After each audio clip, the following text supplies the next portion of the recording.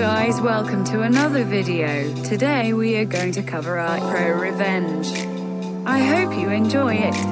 Here is the video. I got fired and went after the boss's money, his hotel and his marriage. You, Horatius Cockles, won back when I still was in university. I used to work for a hotel to make ends meet. When I started, the hotel very urgently needed new personnel. So I cut a deal with the old owner about getting to choose and pick shifts, so I could visit my courses and exams. Speaking some extra foreign languages, I also got a little bonus each month on top. The old owner was a great guy. He owned multiple hotels, so I rarely saw him. But when he was in the house, he always made a point to have drinks with the staff, chat with us, and if we were free, he even invited those at the front desk to fancy restaurants who were not on shift. Fast forward. I had worked in the hotel for a few years now and was nearing the completion of my studies. So it wouldn't have been an eternity until I had to quit anyway, as I was of course more interested to work in my field of study. As part of my deal with the old owner, I mostly chose to work night shifts, allowing me to visit my courses at university during the day. To make up for my privileges, I had picked up the habit of doing some extra work in the dead of night.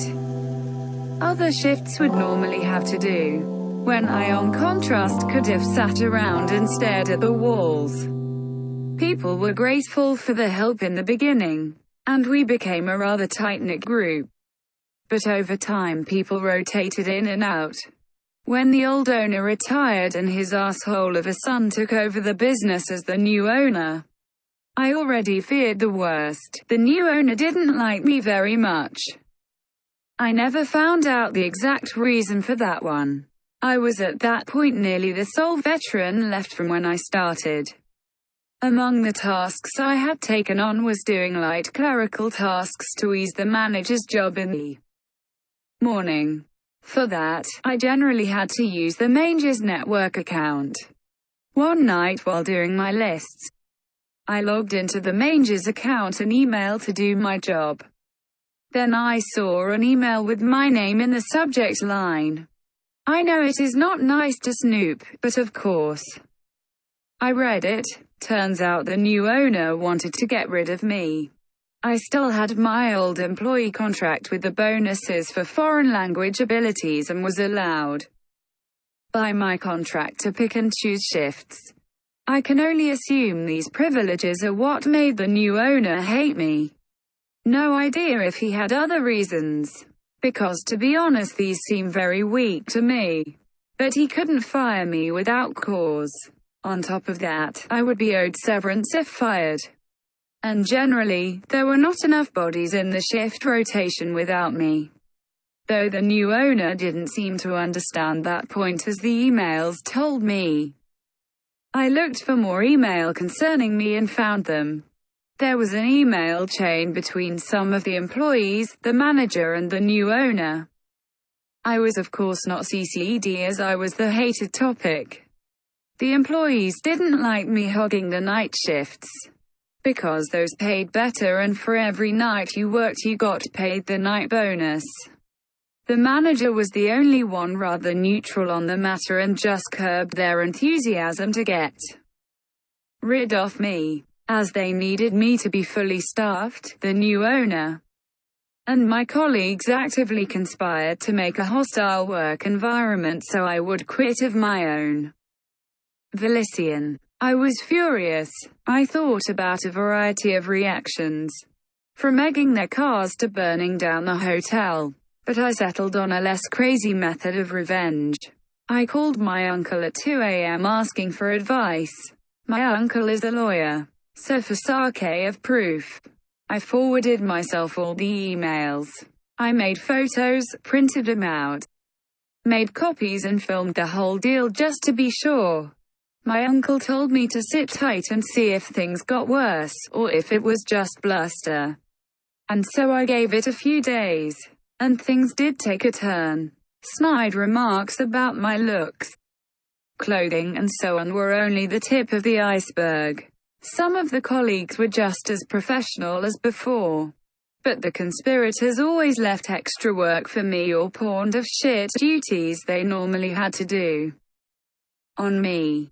I always kept a spare shirt and suit at work, just to have a change, which suddenly disappeared.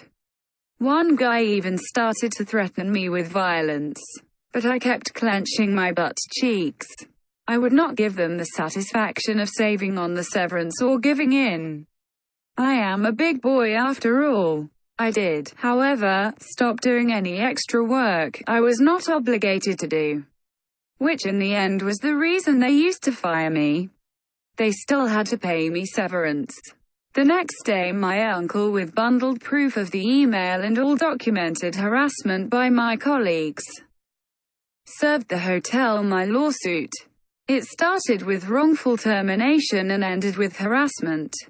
Reportedly the manager went white as a sheet when he realized where the emails must have come from. The new owner had been on vacation and had to cancel his expensive vacation in France to deal with this.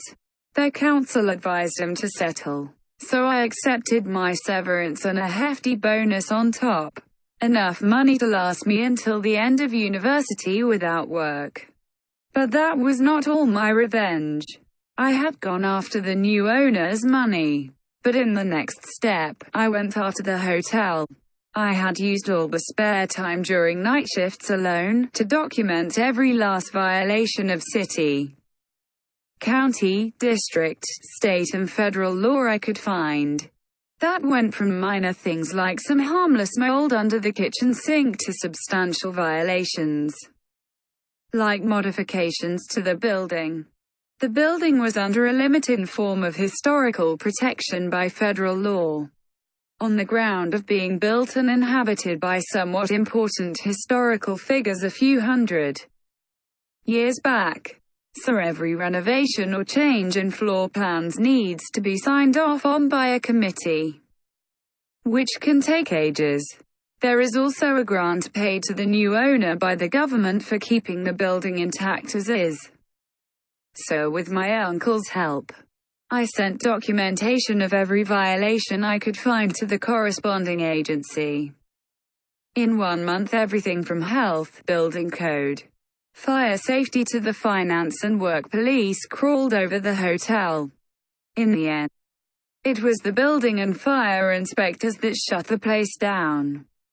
The new owner had done substantial renovations to the top floor luxury apartments, which he used when he was in town. So the new owner had to pay back the grant, pay fines for unauthorized alterations to the building, endangering his guests, because something wasn't built right according to fire code, and had to close down shop until the building was fixed.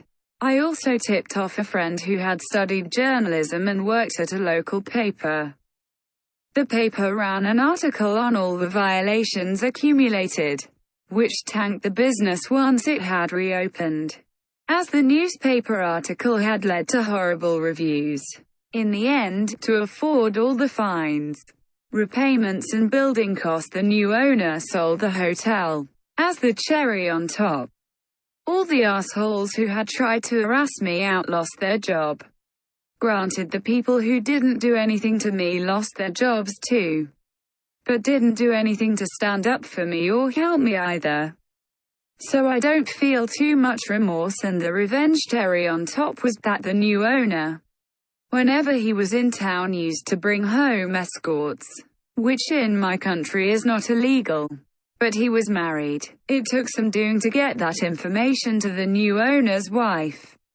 But one of my former colleagues, who had quit before this had all happened, had her email. So I let her know what the new owner was up to when he was out of town.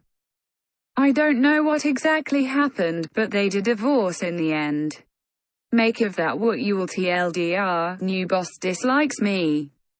I wait until I get fired to sue him for encouraging other employees to make my life miserable.